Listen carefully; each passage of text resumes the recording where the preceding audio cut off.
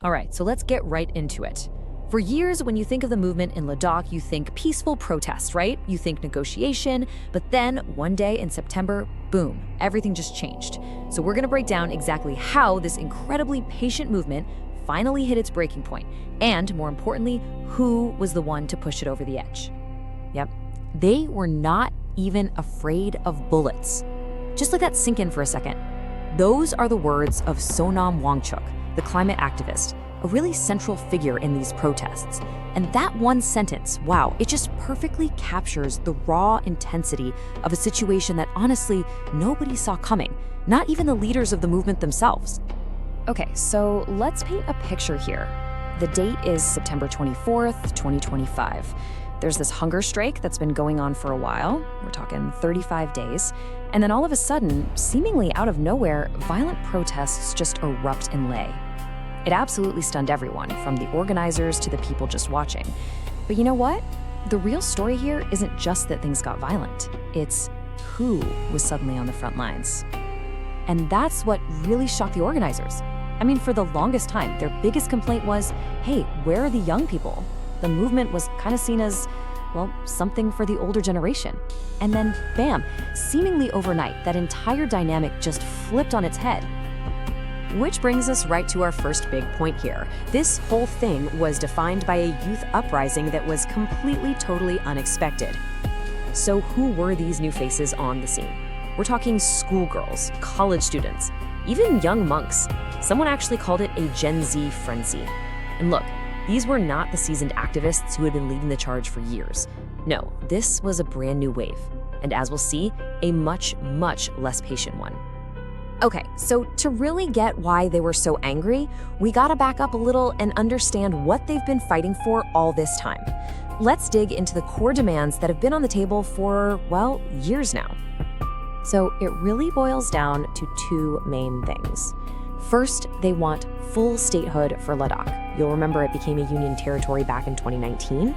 And second, and this is a big one, they want to be included in the 6th schedule of the Indian Constitution.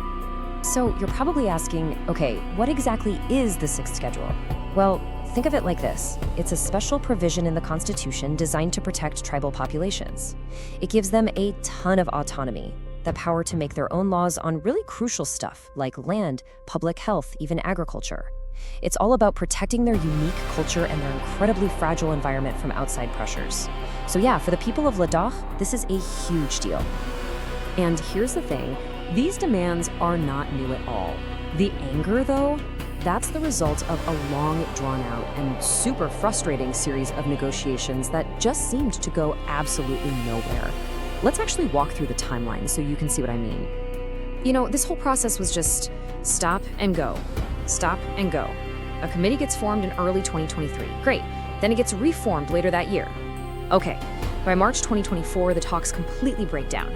They do eventually start up again, but the very last meeting before this big protest, that was way back in May of 2025. I mean, you can just feel the frustration building with every single one of these delays, can't you? And think about this. Through that entire long, frustrating wait, they didn't turn to violence. Instead, they held hunger strikes. Not one, not two, 5 of them. This was the 5th time they used this incredibly peaceful but also desperate method to try and get someone to listen. And what did they get? More delays. And that right there brings us to the breaking point. So what happens? What happens when an entire generation looks at all this and just decides, you know what? This whole peaceful protest thing, it's just not working anymore. So what were the final sparks that lit the fuse? Well, first, 2 of the protesters on hunger strike had to be hospitalized. That really raised the stakes for everyone. Then, the government finally offers to talk, but says they'll do it in 15 days. That delay was seen as a total slap in the face. And for the younger generation, that was it. That was the final straw. Patience had officially run out. And what you have here is this fundamental clash of strategies. On one side, you've got the elders, who still believed in patient negotiation, in peaceful protest. But on the other side, you've got the youth who, in Sonam Wangchuk's own words, were not listening to anybody. They had just completely lost faith in the old ways. They were convinced that years and years of patience had gotten them absolutely nowhere. So let's zoom out. what does all of this actually mean? The events of that day, September 24th, they weren't just a riot. No, this was something much bigger. This was the arrival of a new and very forceful political voice in Ladakh. So when you look at the whole story, a movement that for so long prided itself on being peaceful was basically pushed into violence. And not by some outside force, but from within. By a younger generation that grew up watching these talks fail again and again. They felt like their entire future was being ignored. And they decided, you know what? It's time to make sure people listen. And that really leaves us with this huge question. And it's not just for Ladakh, it's for protest movements everywhere. What happens when patience just runs out? What happens when a new generation who's been watching from the sidelines decides that the old ways, dialogue, peaceful protest, are just a dead end? That is the massive question that Ladakh is